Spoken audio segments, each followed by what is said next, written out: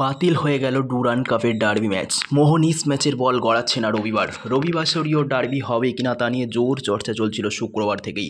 শনিবার Durand cup আয়োজক কমিটির তরফ থেকে জানিয়ে দেওয়া হয় বড় ম্যাচ হচ্ছে না রবিবার। শনিবার ডুরান্ড কমিটি ও রাজ্যের প্রশাসনিক কর্তাদের মধ্যে বৈঠক হয়। বৈঠক শেষে রাজ্যের তরফে জানিয়ে দেওয়া হয় এই মুহূর্তে নিরাপত্তাজনিত সমস্যা রয়েছে। আর তারপরই ডুরান্ড কমিটির তরফ থেকে সরকারিভাবে জানিয়ে দেওয়া হলো ডুরান্ড ডার্বি হচ্ছে না রবিবার। তবে এখনও কিছু ব্যাপারে ধোঁয়াশা কাটছে না। ইস্ট মোহনের ম্যাচ বাতিল হয়ে যাওয়ায় পয়েন্ট কীভাবে দু দলের মধ্যে ভাগাভাগি হবে তা নিয়ে প্রশ্ন কিন্তু রয়ে গেছে। দুই প্রধানকেই কি 1 পয়েন্ট করে দেওয়া হবে?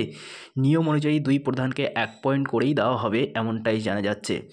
তবে তা এখনও সরকারিভাবে জানানো হয়নি ডুরান্ড কমিটির তরফ থেকে। টুর্নামেন্টের বাকি ম্যাচগুলো কি কলকাতাতেই হবে নাকি অন্যত্র কোথাও সরিয়ে নিয়ে যাওয়া হবে, এ বিষয়েও এখনও পর্যন্ত সরকারিভাবে ডুরান্ড কমিটির তরফ থেকে কিছু জানানো হয়নি। ফলে ডুরান্ড ডার্বি বাতিল বলে ঘোষিত হয়ে গেলেও রয়ে গেল একগুচ্ছ প্রশ্ন।